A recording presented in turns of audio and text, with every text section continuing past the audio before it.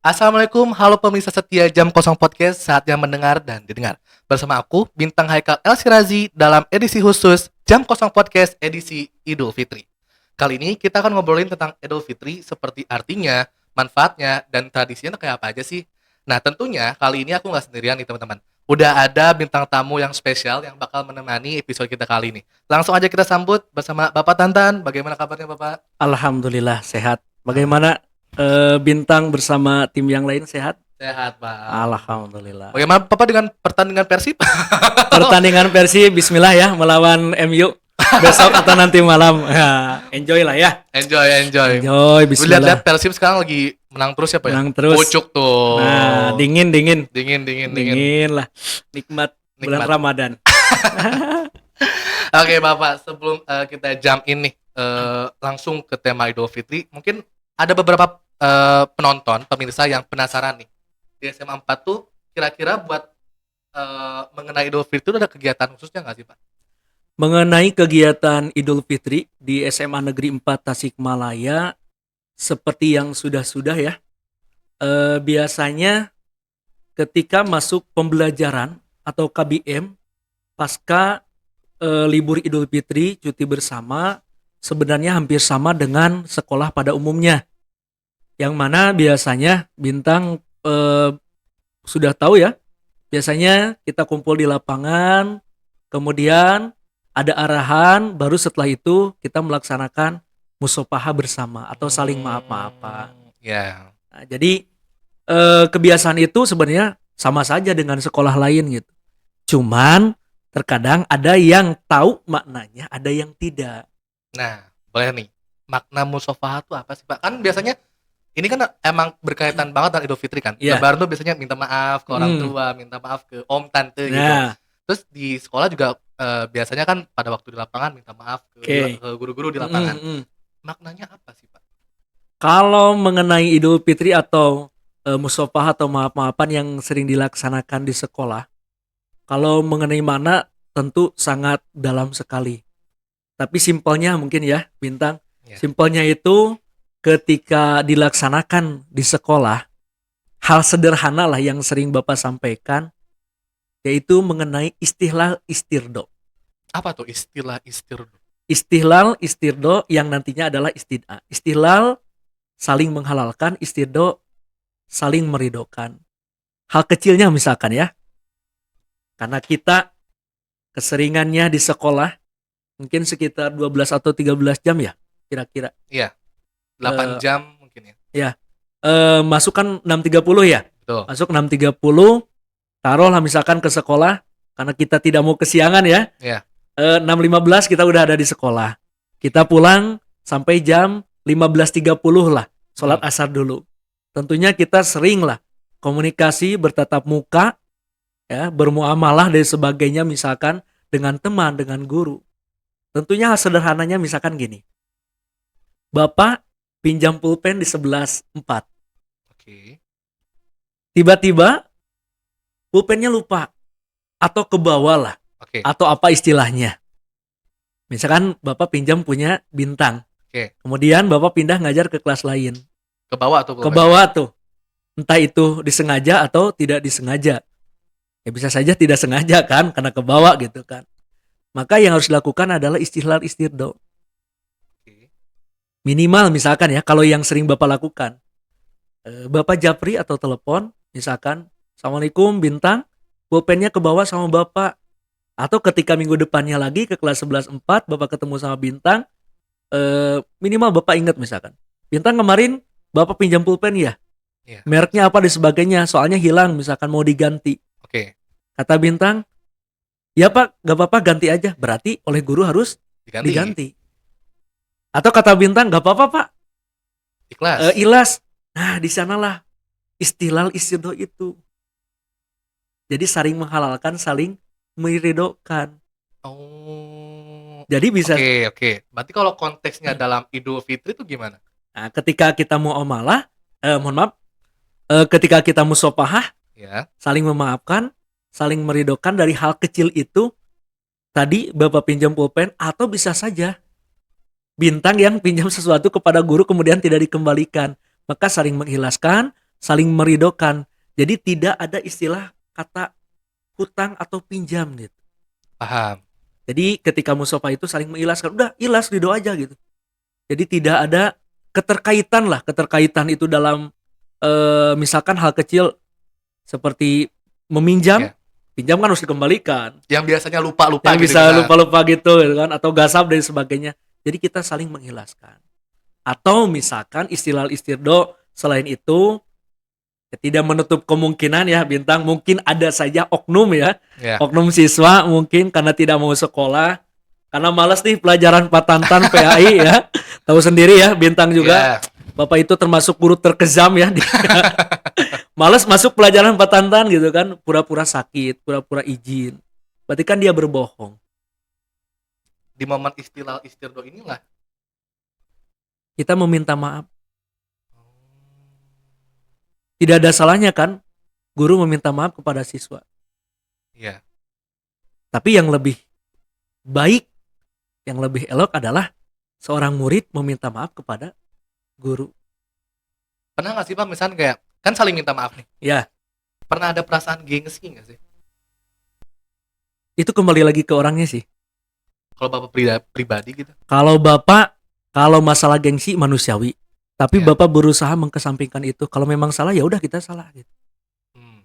Misalkan, mohon maaf ya, Bapak menegur siswa, kemudian siswa itu tidak menerima dan sebagainya, tidak salahnya kan? Mohon maaf, Bapak kalau menegurnya salah. Ya. Tapi kan ketika menegur itu, mohon maaf, ketika guru menegur itu, setahu Bapak ya, ada rasa sayang yang lebih gitu. Oke. Karena orang tua itu ada 3 Orang tua di rumah, yang melahirkan. Oke. Siapa? Ayah dan ibu. Yang melahirkan? Yang melahirkan ayah dan ibu. Enggak, ibu. Oh iya, ibu ya, sorry. Yang melahirkan ibu. Orang tua yang kedua adalah yang menafkahi. Ayah, Ayah. Orang tua yang ketiga adalah yang mendidik. guru. Guru. Maka tidak ada salahnya seorang murid meminta maaf kepada guru. Kemudian guru pun memaafkan apa yang sudah dilakukan, kita menghalalkan, kita meridhokan. Oh, wow. Dalam banget nih. Jadi musopahah bukan hanya sebatas salaman, nangis, atau pura-pura nangis. Tapi mananya yuk kita hilangkan, misalkan ada rasa kebencian, ada rasa apapun, yuk kita kembali sesuai Idul Fitri, yaitu kembali kepada kesucian. Keren banget. Berarti ini langsung apa ya, masuk ke pertanyaan kedua sih sebenarnya. Dari makna Idul Fitri tadi kan kembali mensucikan. Mensucikan. Maksudnya gimana sih mensucikan? Apa kita bersuci dari apa? Kalau secara Idul Fitri, kita berangkat dari sejarah dulu. Baik. Mungkin pemirsa kalau ada kata-kata yang salah dari saya bisa dikoreksi. Setahu saya ketika belajar sama guru saya bahwa sejarah dari Idul Fitri itu ada 2. Yang pertama, Idul Fitri itu sesuai dengan diwajibkannya puasa itu pada tanggal 2 Hijriah. Oke. Yang kedua, yang mana momen Idul Fitri itu ketika saat terjadi Rasulullah bersama para sahabat menang dalam perang Badar kalau tidak salah. Jadi sejarahnya berangkatnya dari sana. Kemudian kenapa ada Idul Fitri?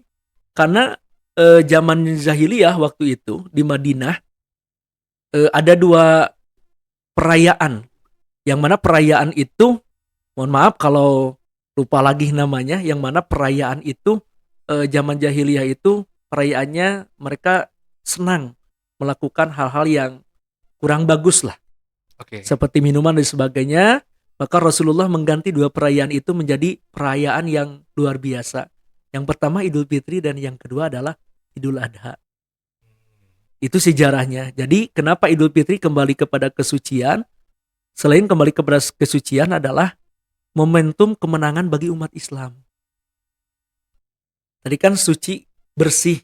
Iya. Selama sebulan kita melaksanakan puasa Ramadan, bukan hanya menahan lapar dan dahaga, tapi menahan dari hawa nafsu. Berarti kita menang dari hawa nafsu. Menang. Karena kata Rasulullah kan, musuh yang paling luar biasa itu hawa nafsu. Kenapa bisa dikatakan sebagai musuh paling besar? Ya karena setiap orang mungkin ya, setiap orang itu kan nafsunya beda-beda. Ketika nafsunya bisa ditahan minimal, ya dia menang gitu. Kalau perang kan, atau misalkan mohon maaf ya, berantem 1 lawan 1 gitu kan. Tapi ini kan melawan hawa nafsu gitu. Karena setiap orang kan nafsunya beda-beda. Oke.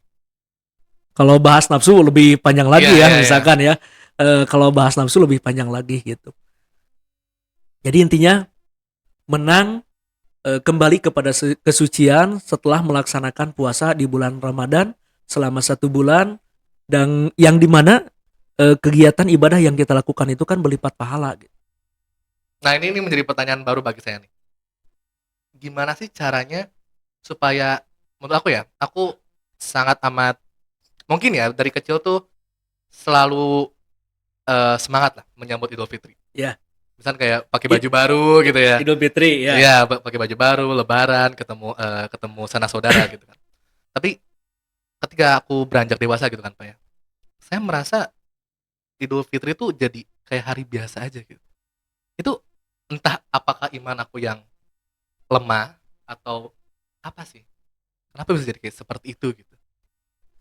Bisa saja mungkin karena faktor lingkungan juga, atau selain faktor lingkungan ya kembali lagi tadi ya. Kalau orang yang memang serius dalam melaksanakan ibadahnya, kalau sudah merasa nikmat, ketika mau berpisah dengan Ramadan itu kayak berat.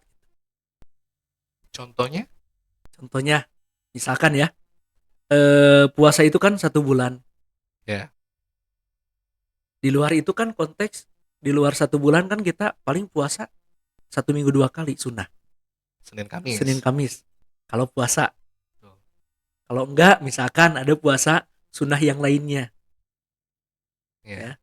Kemudian di sisi lain misalkan ada ibadah lain, sholat, oke. yang mana sholat misalkan hanya wajibnya saja.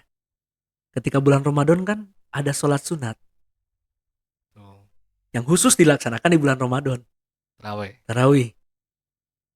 Atau misalkan melaksanakan sholat sunat lainnya yang memang pahalanya dilipat gandakan. Kalau memang sudah nikmat, ketika mau menjelang Idul Fitri itu meninggalkan Ramadan itu berat. Ya, susah diungkapkan lah kalau udah nikmat gitu. Gimana cara apa ya? Cara kita sampai di nikmat itu gimana? Kalau merasa nikmat ketika di pondok ya, kata guru saya, Ya, nikmatnya ketika sholat atau tidak itu sebenarnya selepas sholat gitu. Kalau misalkan ya sebelum sholat kita itu agak galau lah kalau bahasa sekarang ya, ya. agak galau. Kemudian ketika setelah melaksanakan sholat masih galau, berarti belum mendapatkan kenikmatan. Tapi kalau ketika galau misalkan sholat, galaunya hilang, kemudian merasa ada yang berbeda.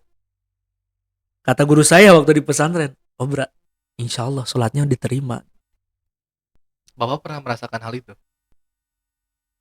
Kalau disebut sering dan sebagainya ya Bapak juga masih jauh lah. Karena saya sedang belajar juga.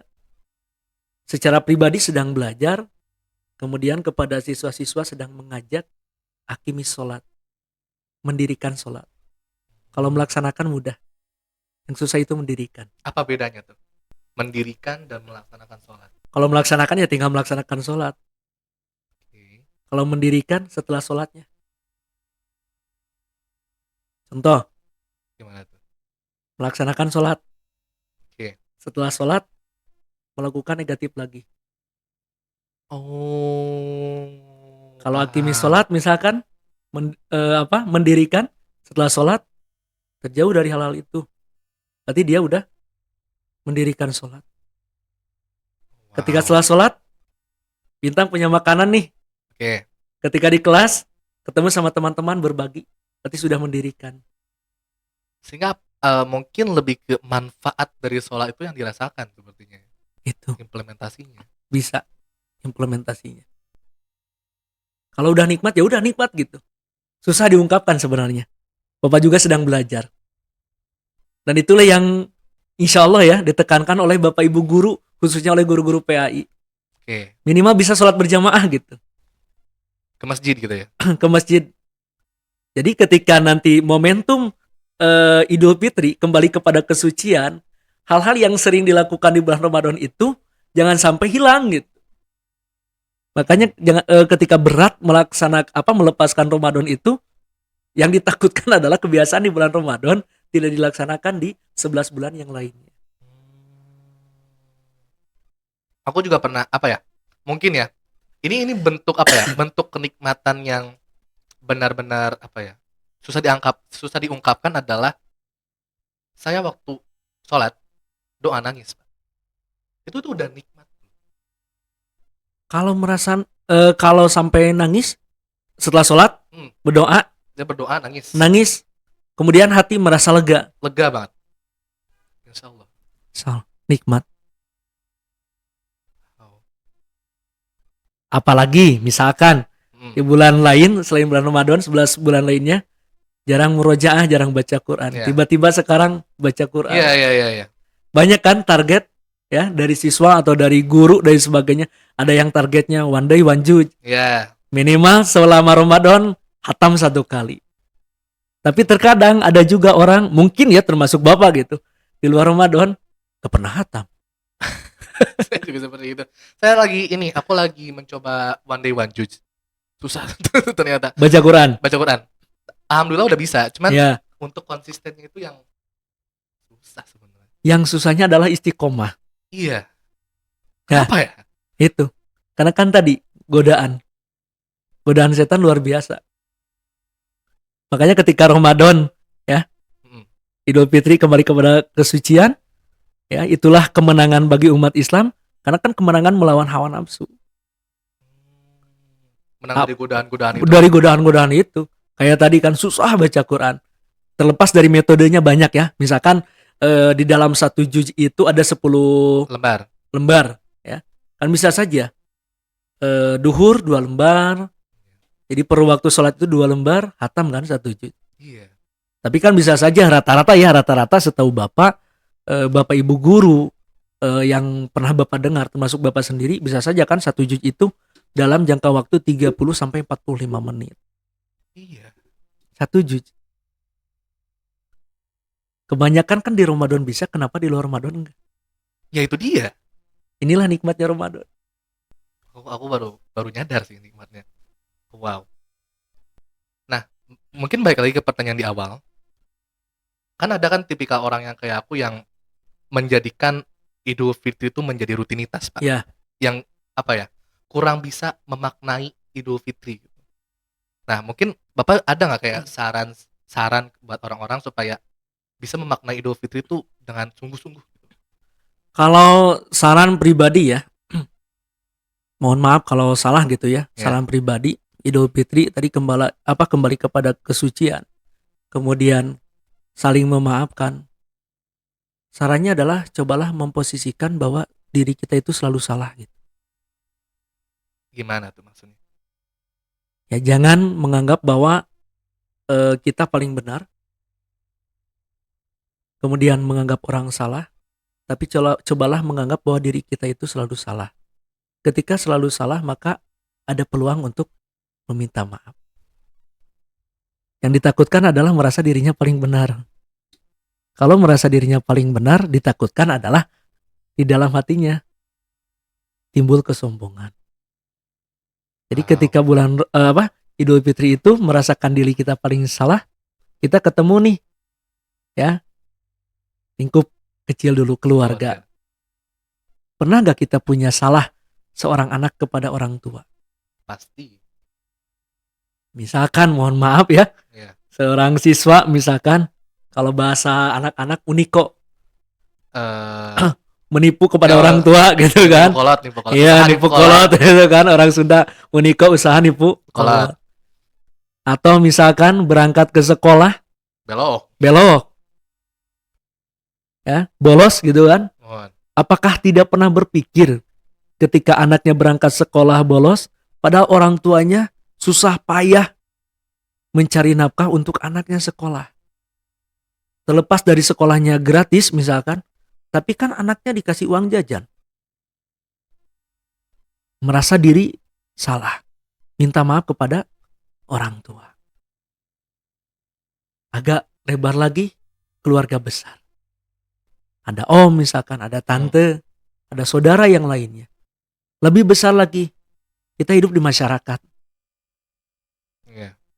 Apalagi mohon maaf ya, kalau bapak kan di kampung gitu, atau di perumahan lah misalkan. Kan kita sering komunikasi dengan orang-orang. Hablum minallahnya diperbaiki. Tidak ada salahnya kan kita meminta maaf. Kemudian karena kita tadi beberapa jam gitu kan di lingkungan sekolah, guru meminta maaf kepada muridnya, atau yang lebih bagus ya, justru lebih bagus adalah murid meminta maaf kepada gurunya. Atau teman dengan teman saling memaafkan dan sebagainya. Jadi posisikanlah bahwa diri itu adalah salah. Tapi emang bener kalau misalnya udah minta maaf gitu ya, ngerasa lega dan nikmat. Itu. Meskipun ya, aku nggak inget punya salah apa. Betul. Pasti ada lah salah. Cuman Iya. kan manusia kan sifatnya lupa, hilaf. Iya, kan. betul. Minta maaf aja. Saya minta maaf ya atas ini. Meskipun nggak tahu salahnya Iya. apa, tapi lega, Nah itu. nikmat. Iya.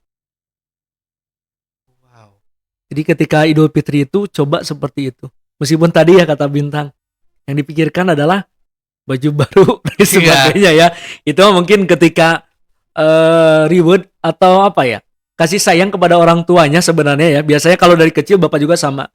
Kalau puasa kamu tamat 1 bulan misalkan, dikasih baju baru dan sebagainya. Tapi saya yakin kalaupun dia tidak tamat, orang tua akan membelikan. Kasih sayang. Wow. Tapi kan yang penting adalah memaknai Idul Fitri itu tadi. Selalu posisikan sebagai Diri itu salah. Jadi minimal kita bisa meminta maaf kepada orang lain. Ketika kita meminta maaf kepada orang lain, ketika orang lain meminta maaf kepada kita, kita pun bisa saling memaafkan. Tidak ada dendam dalam diri kita. Susah luar biasa. keren banget. Susah luar biasa. Iya, itu emang susah sih Pak. Wow. Ya, Insya Allah mungkin. Insya Allah belajar ya. Belajar lah, karena kita juga kan pelajar gitu kan. Ya sama-sama belajar lah. Bapak mungkin juga belajar. kalau boleh apa ya? Saya nggak tahu ya. Mungkin Bapak bisa ceritakan throwback ke masa lalu ketika apa ya, Bapak minta untuk kuliah ke orang tua Bapak, kan Bapak pernah cerita tuh. Bapak di rumah ngurung diri di kamar, takut ngobrol sama orang tua. Iya.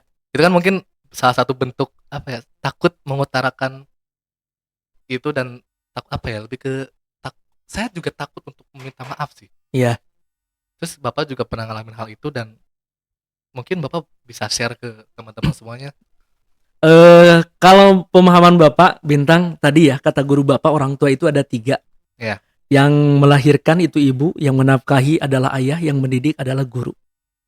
Dan saya meyakini Bintang, ada sosok yang doanya mudah diijabah, orang tua dan guru.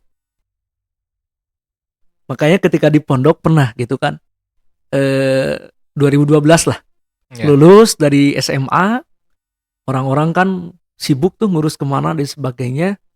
Kebetulan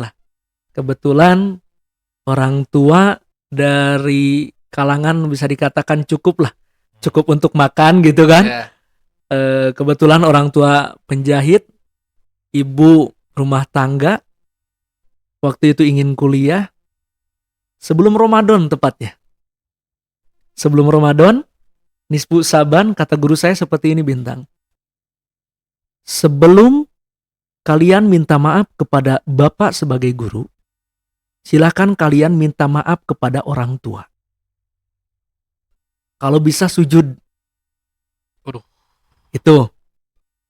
Oke. Itu kan? Oke. Tapi ketika balik ke Kobong, merasa memang gitu.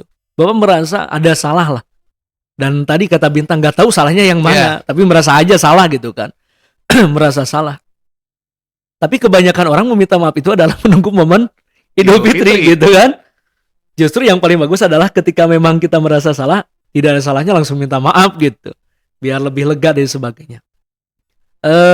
Pulanglah ceritanya ke rumah malam hari. Kebetulan di rumah itu ada 2 orang Ada ibu saya dan adik saya. Ayah saya waktu itu kerja di Bandung. Saya ketuk pintunya sekitar jam 11 malam karena saya udah izin dari pondok pulang ke rumah. Ibu saya nanya, ya kalau bahasa kita mungkin malam-malam pulang ada apa gitu kan. Iya. Kata bapak ada perlu. Saya lari ke kamar. Lari ke kamar itu adalah berpikir bagaimana apa yang dikatakan guru saya itu dilakukan, yaitu meminta maaf. Oke. Tapi tadi kata Bintang, gengsi. Kenapa ya? Kenapa ya? Nah itu ya, kenapa gengsi gitu? Kenapa ya? Padahal kepada orang tua sendiri gitu.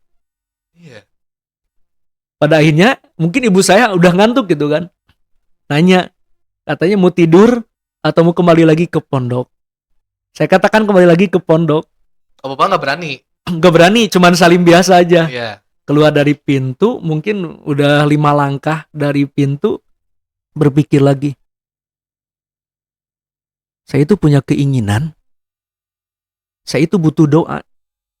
Saya itu punya salah. Kenapa gak bisa dilakukan? Akhirnya pulang lagi tuh. Ya, ketuk pintu lagi.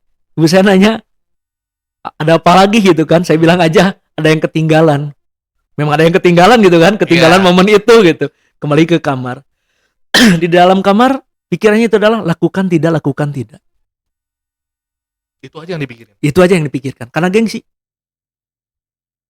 Lakukan tidak, lakukan tidak. Pada akhirnya, karena saking ngantuknya ibu saya gini. Ya udah katanya kalau mau ke pondok atau tidur, pegang aja kunci. Oke. Saya bilang, sekarang ke pondok, saya keluar dari kamar, kemudian saya belajarlah sujud di hadapan ibu saya, minta maaf dan minta doa.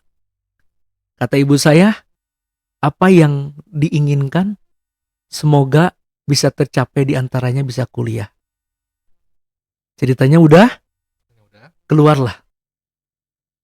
Apa tuh perasaan Bapak?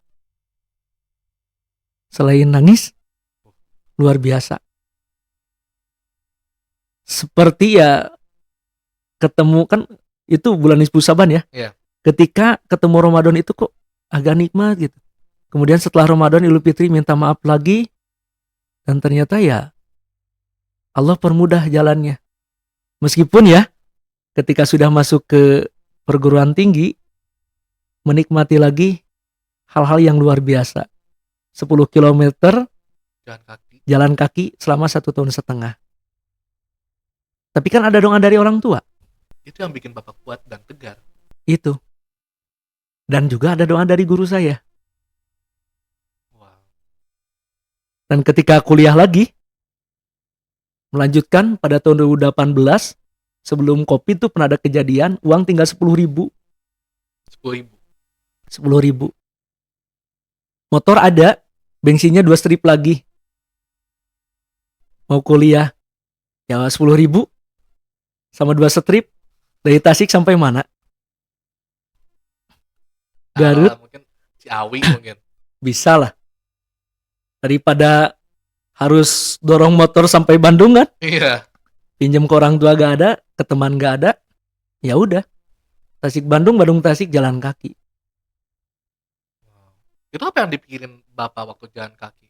Pernah kayak, aduh capek gitu enggak? Yang dipikiran adalah bagaimana caranya saya bisa tolab ilmu di kampus tersebut. Karena tadi berangkat dari sebelumnya. Ketika mau kuliah S1 itu melakukan permohonan maaf dan sujud. Dan ketika melanjutkan kuliah lagi, itu sama. Kalau yang kedua itu malahan ada dua-duanya, alhamdulillah. Ayah dan ibu Ayah dan ibu ada. berdoa lagi, minta maaf. Sujud lagi di kakinya, minta maaf, berdoa. Dan itu dilakukan juga di Nisfu Saban. Lanjut dengan Ramadan lagi. Ditambah Idul Fitri lagi. Tambah Idul Fitri lagi. Dimaafkan, ya alhamdulillah doanya diijabah. Keren. Makanya yang saya harapkan ya, Bintang, meskipun mungkin sama rekan-rekan yang dari kelas 12 nih, Ya. yang kelas 12 sekarang Yang kebetulan lagi galau-galaunya. yang lagi galau-galaunya, kebetulan tidak pernah ngajar ya. Waktu kelas 10-nya kebetulan sama Bu Tesi yang angkatan kelas 12 sekarang, Gitu. kelas 11-nya sama Pak Henry, kelas 12-nya sama Bu Tesi lagi. Mungkin dalam hati saya gitu, meskipun tidak mengajar, tidak ada salahnya kita saling mendoakan. Yang untuk kelas 12 nih yang sedang galau, tidak ada salahnya mungkin kita saling mendoakan. Mudah-mudahan yang kelas 12 yang mau kuliah, jalur SNPTN dan sebagainya, jalur apapun, kita doakan mudah-mudahan apa yang mereka inginkan, hajatkan dikabul oleh Allah. Amin ya Allah ya Rabbal Tapi Alamin. sarannya momen Idul Fitri nih, Kuncinya itu. cobalah selain meraih kemenangan melawan hawa nafsu, apa yang kita inginkan harus menang. Yuk minta maaf kepada orang tua, minta maaf kepada guru.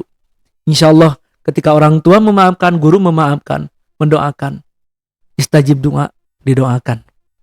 Makanya tadi ada istilah, ada istirdo, Iya. ada satu lagi istid'a, Nah, istilah saling itu apa? saling mendoakan, Dari awalnya mengikhlaskan, sama-sama ikhlas, meridokan, sama-sama ridho. kemudian mendoakan.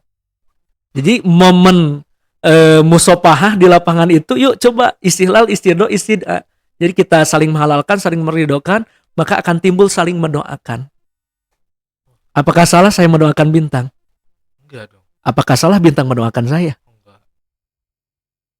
Wow. Dari memaafkan aja bisa. Dari sampai- memaafkan bisa sampai ke sana. Benar-benar. Ini benar-benar apa ya?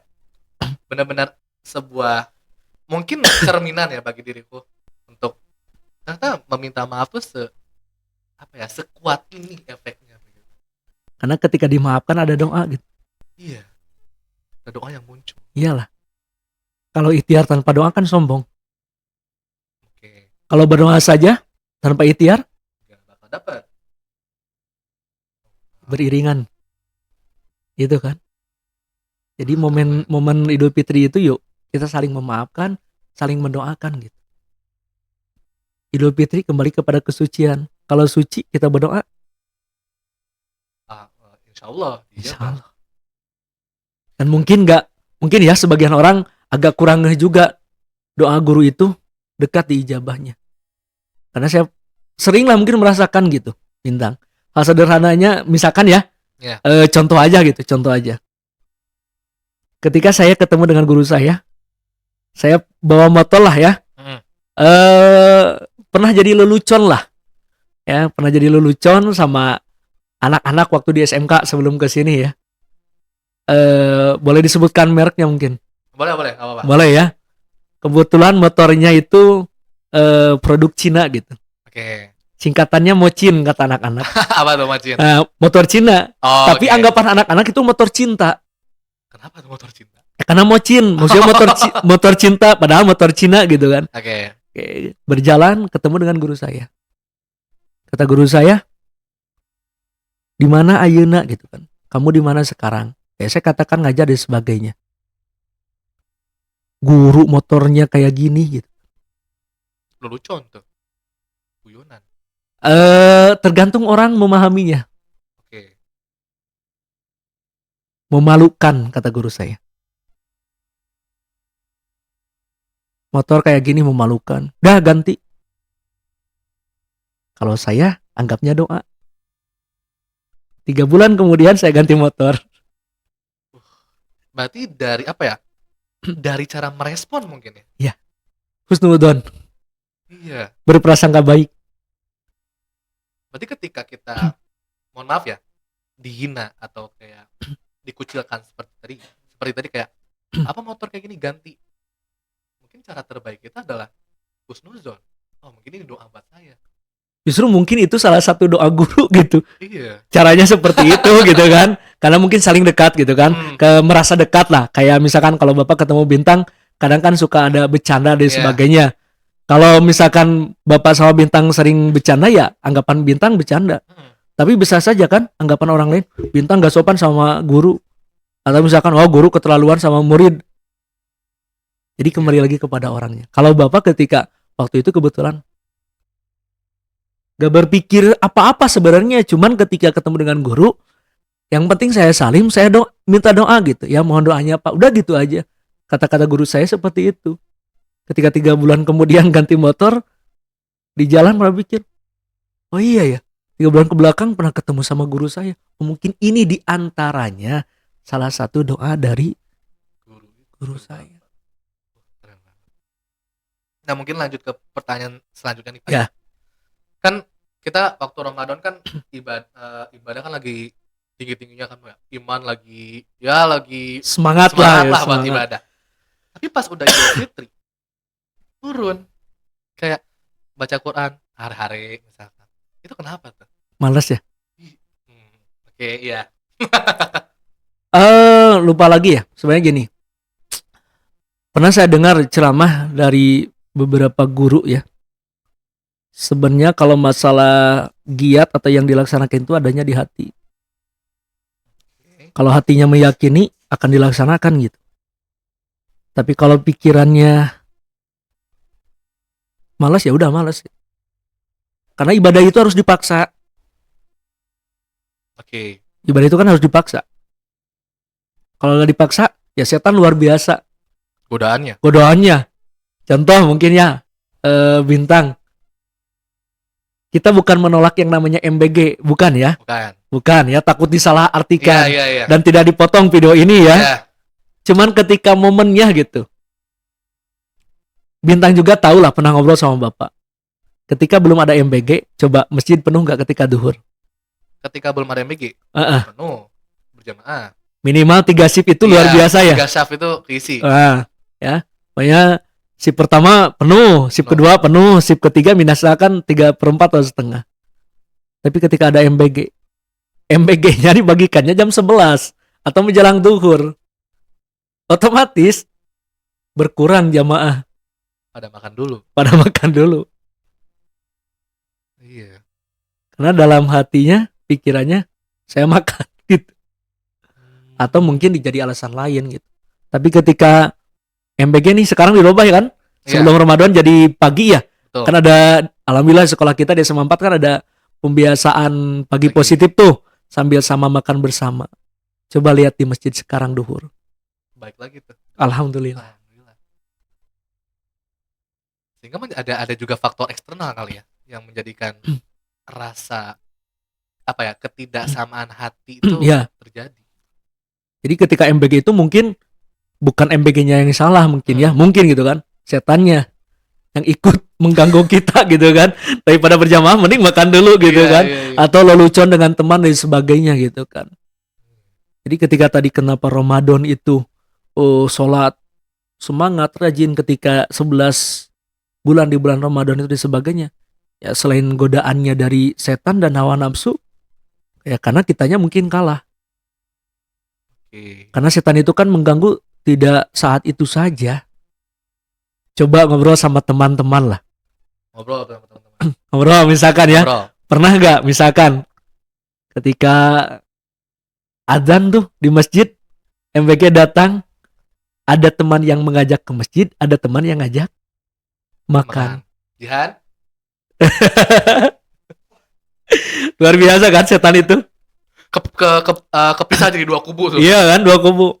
Makan dulu. Iya. Taruh kita ikut teman yang ngajak sholat. Oke. Apakah selesai setan? Enggak.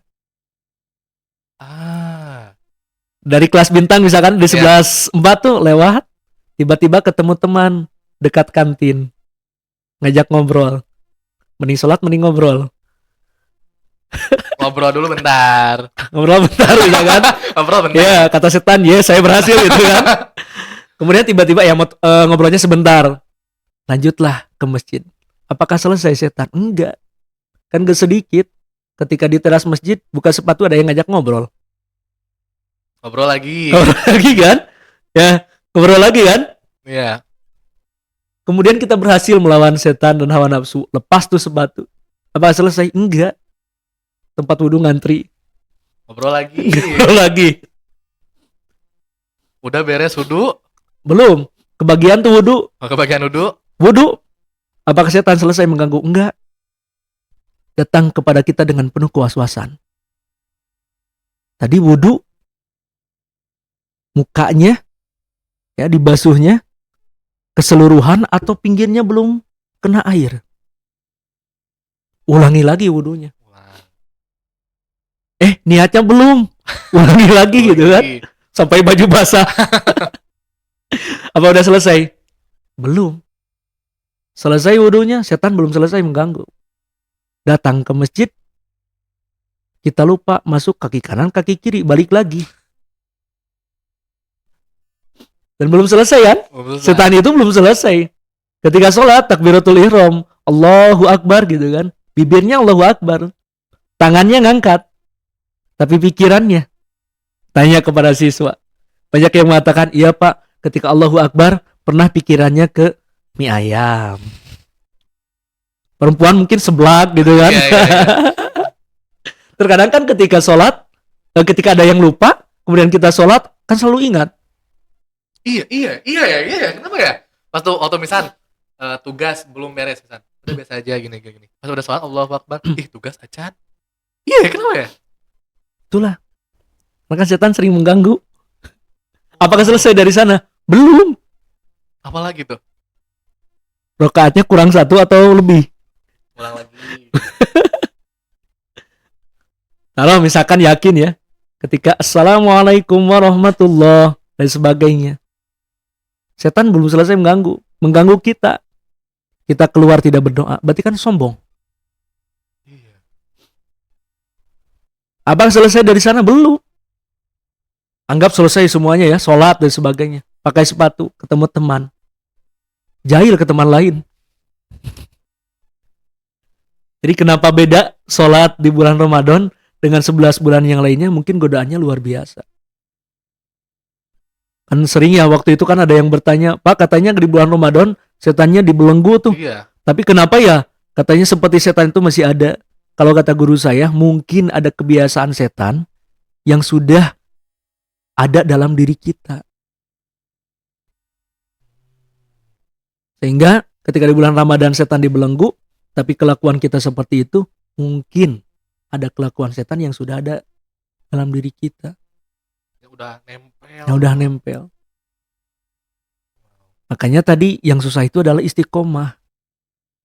Ketika Ramadan itu mengajarkan kita lebih dekat kepada Allah, di luar Ramadan kemudian kita susah, nah itu sebenarnya yang susah itu adalah istiqomahnya gitu. Rintangan sebenarnya adalah setelah Ramadan. Setelah Ramadan. Wow. Misalkan ketika Ramadan duhanya 8 rakaat misalkan. Ketika setelah Ramadan 8 rakaat tapi sebulan sekali. Yang susah istiqomah sebenarnya. Nah, masalah istiqomah nih Pak ya. Kalau misalkan Bapak nih ada tips gitu ya untuk menjaga semangat istiqomah tuh apa sih Pak? Sebenarnya banyak ya para ulama, kemudian para guru-guru kita yang mengajarkan tentang istiqomah. Ya mungkin diantaranya adalah tadi ya, kalau saya selalu ketika belajar di pesantren itu, kata guru saya adalah kita itu butuh sama Allah. Kita butuh sama Allah. Gimana tuh Mas? Kalau kita butuh rizki, minta ke Allah. Duha, kepelu ke dukun. Kita punya hajat, bintang nih. Ya. Bentar lagi nih mau kuliah kemana, Ya. mintanya ke Allah. Jangan berharap ke manusia. Jangan berharap kepada universitas. Minta ke Allah hajat. Tahajud, sholat tobat. Tapi gak perlu dibicarakan ke yang lain. Saya udah sholat tobat, saya udah tahajud gitu kan. Udah, haulu minallah aja. Urusan kita dengan Allah saja. Wow. Susahnya itu adalah istiqomah. Bagaimana caranya? Kalau saya selalu memposisikan, karena dulu di pesantren, saya itu selalu memposisikan adalah saya itu butuh sama Allah gitu. Butuh sama manusia diantaranya ya selain muamalah ya, ada doa tadi. Dari tadi itu. Hablum minallah. Ya kita butuh sama Allah. Allah gak butuh sama kita, tapi kita yang butuh sama Allah. Pernah gak bintang misalkan tidak minta tapi Allah kasih? Pernah. Sering misalnya kayak mungkin ya, aku gak pernah minta untuk bernafas tapi dikasih nafas. Tapi kebanyakan ya, mungkin saya juga termasuk ya. Saya juga termasuk, masih jauh lah. Ketika di bawah kita mendekat kepada Allah. Ketika bahagia kita lupa kepada Allah. Yang bagus adalah ya udah, mau bahagia mau tidak ya kita tetap butuh sama Allah gitu. Oh, untuk bisa sampai di tingkatan seperti itu sih susahnya minta ampun gak sih Pak? Untuk bisa mempunyai kesadaran kayak biasanya kan kalau orang udah bahagia tuh suka lupa kan. Kalau lupa Tapi yang hebatnya adalah aku selalu terkesima gitu dengan orang yang alhamdulillah gini ketika dia udah sukses itu kayak ini berkat Allah, bantuan Allah yang selalu ingat sama Allah. Terus kayak wow gitu. Nggak ada gitu kayak terlintas di pikirannya lupa sama Allah. Berarti kan dia udah di tingkatan yang tinggi kan kesadarannya tuh. kesadarnya. Ya kuncinya tadi belajarlah bertahap. Jangan mengharap hidayah, tapi harus dicari, harus dikejar. Caranya bagaimana? Ya sholat. Nah ini Caranya bagaimana puasa gitu. mengundang pertanyaan baru nih Pak buat aku. Ada pertanyaan yang sangat menarik adalah kita setiap hari sholat tapi nggak tahu maknanya apa atau kita nunggu dulu hidayah baru kita sholat. Ya tadi kembali lagi kepada orangnya. Dalam pikirannya itu adalah tidak tahu atau menunggu gitu. Tapi kan sholat kewajiban. Iya. Gak harus menunggu itu. Yang penting ketika diperintahkan sholat, ya kita sholat. Perintahkan puasa, ya puasa. Cuman jangan hanya melaksanakannya saja.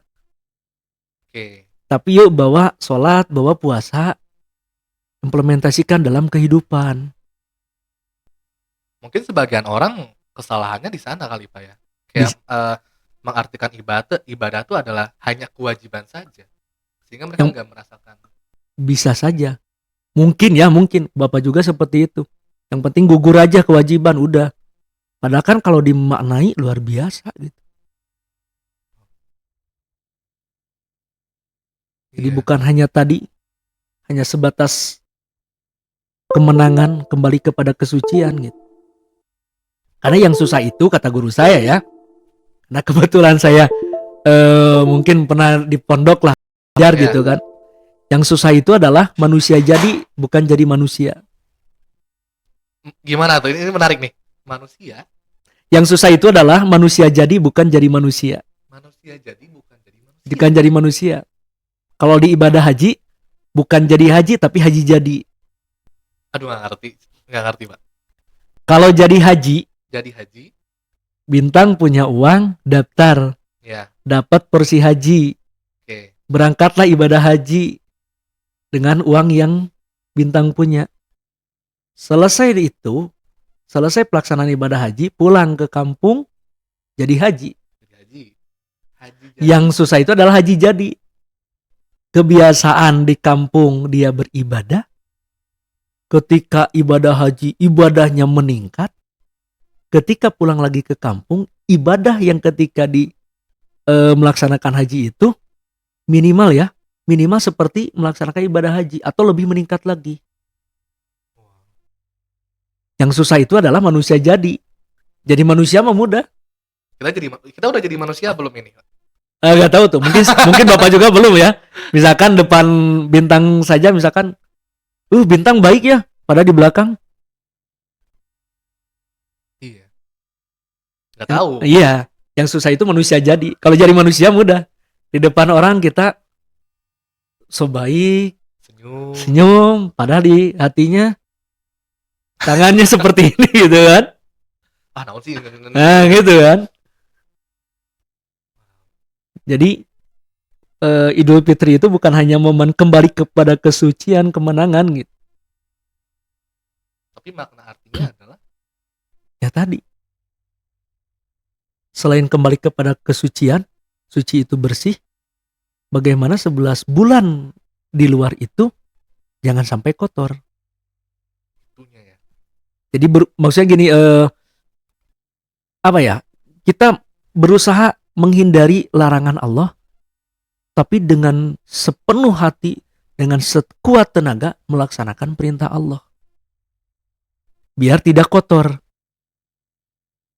Selain kemenangan di bulan Ramadan, apakah kemenangannya hanya sebulan sekali? Kemudian di 11 bulan yang lainnya tidak menang. Dalam artian tadi sholatnya terganggu, puasanya terganggu, belajarnya terganggu gitu kan. Itu mungkin ya, kalau ada yang salah bisa dikoreksi lah. Ya, kalau ada yang salah mohon maaf. Karena kan sedang belajar. Ya, sama-sama belajar. Apalagi kan mohon maaf, ini agak jebakan juga sih sebenarnya dari Bu Endang ya. Membahas Idul Fitri yang paling bagus itu sama Pak Henry sebenarnya, sama Pak Irfan, sama Bu Tesi. Kalau Bapak masih jauh lah. Pak. Nah, mungkin lanjut ke pertanyaan selanjutnya nih Bapak nih. Kan tadi sempat ngobrol kan tentang istiqomah itu untuk selalu konsisten. Ada nggak sih Pak amalan di bulan Ramadan yang dianjurkan untuk selalu dilaksanakan di 11 bulan yang lainnya? Di antaranya ya, kalau amalan di bulan Ramadan ya, misalkan kalau puasa kan 1 bulan sekali. Ya. Ada sunahnya kan di luar Ramadan. Senin Kamis. Kamis. Kemudian kalau di Ramadan insya Allah lah duha pada melaksanakan. Nah coba di luar Ramadan, gak perlu banyak-banyak. Kalau kata guru saya waktu di pesantren minimal 2 aja dulu. Jadi istiqomah. Yang penting setiap hari gitu. Istiqomah 2 daripada misalkan 6 rakaat, 8 rakaat sebulan sekali. Mending sehari 2 rakaat, tapi dawam gitu. Istiqomah. Kemudian tahajud. Ya alhamdulillah kan ketika Ramadan sahur jam 3 bisa tahajud dulu. Tapi bisa gak di luar Ramadan? Susah ya. Kalau bangun alhamdulillah. Apalagi kalau ada bola. Kalau ada bola nggak? Kalau ada bola iya. Jadi bangunnya ada bola gitu.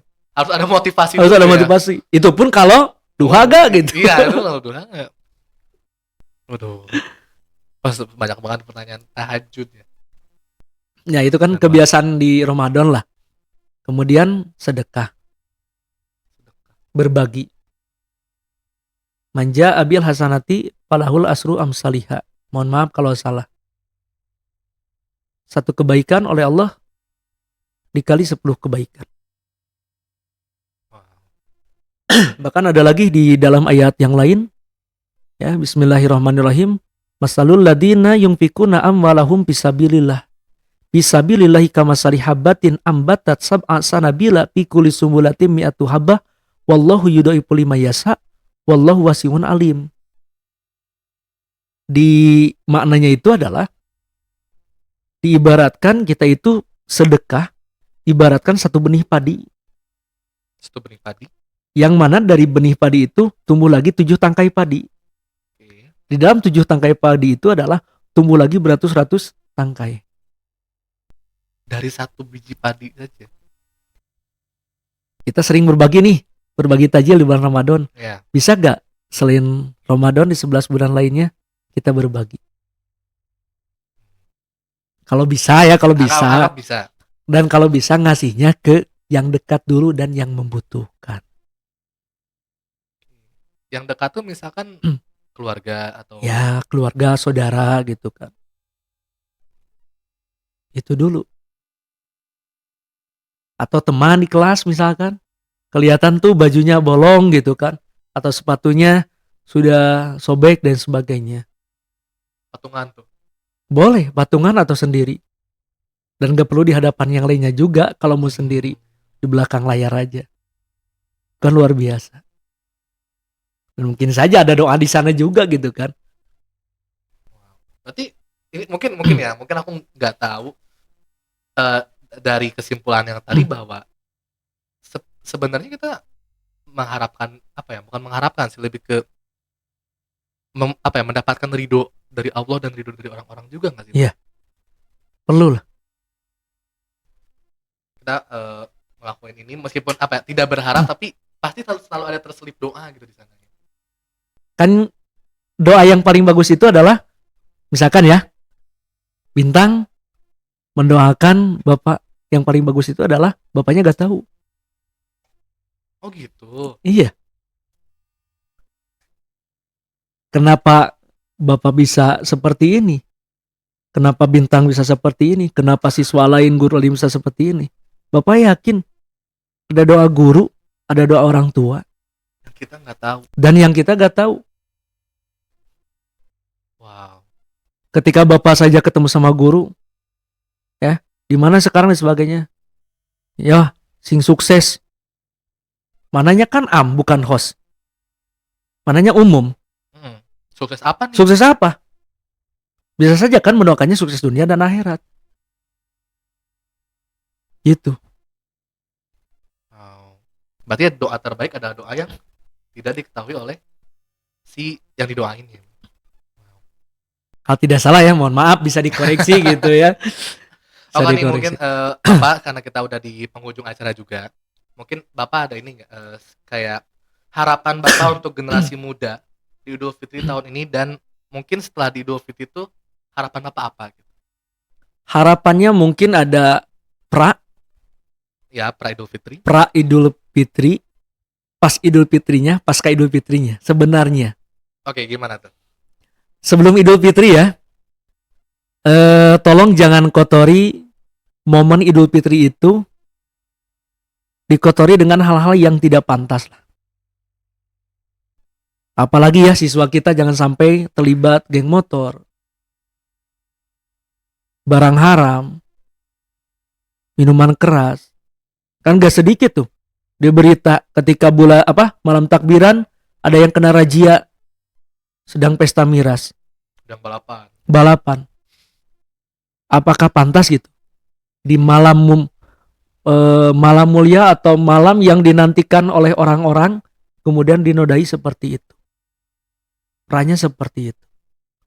Yang diharapkan adalah kepada generasi sekarang, khususnya siswa-siswi SMA 4, adalah sama-sama kita belajar memamurkan masjid. Ketika Idul Fitrinya, yuk momen kita saling memaafkan gitu. Istilal, istirdo, istin'a, dan kemudian saling mendoakan. Mendoakan yang dekat, mendoakan orang tua kita, mendoakan guru kita, mendoakan teman kita, sahabat kita, mendoakan muslimin muslimat, keluarga kita yang di Palestina didoakan dan sebagainya. Momen itu selesai, pesan setelah Ramadan Idul Fitri atau 11 bulan yang lainnya, jangan hanya di Ramadan masjid itu makmur. Tapi bagaimana caranya di 11 bulan lainnya itu generasi kita sekarang, siswa-siswi SMA itu di masyarakat aktif. Jangan sampai ketika kuliah subuh ada nih, ya setelah Ramadan selesai pengajian subuhnya gak ada. Itu kan yang disayangkan. Sebelum maghrib ada tadarus nih, ya, daripada ngabuburit, atau misalkan tadarus dulu ada kemudian ada yang ngabuburit. Bisa gak di 11 bulan lainnya kita belajar tadarus? Banyak loh siswa-siswi, guru-guru kita satu hari itu tadi ya wandai wanjud, ada yang setelah sholat itu 2 lembar. Kalau misalkan 1 juznya 10 lembar. Ada juga yang baca Qur'annya itu di setelah sholat subuh dan setelah maghrib menjelang isya. Banyak cara sebenarnya. Jadi pesannya adalah tadi, kita memamurkan masjid. Dan komitmen. Komitmen. Siapa lagi kalau bukan kita? Harapannya adalah, ya Bapak juga sedang belajar, kita datangi masjid setiap hari. Jangan sampai di akhir yang kita didatangkan ke masjid. Keren banget.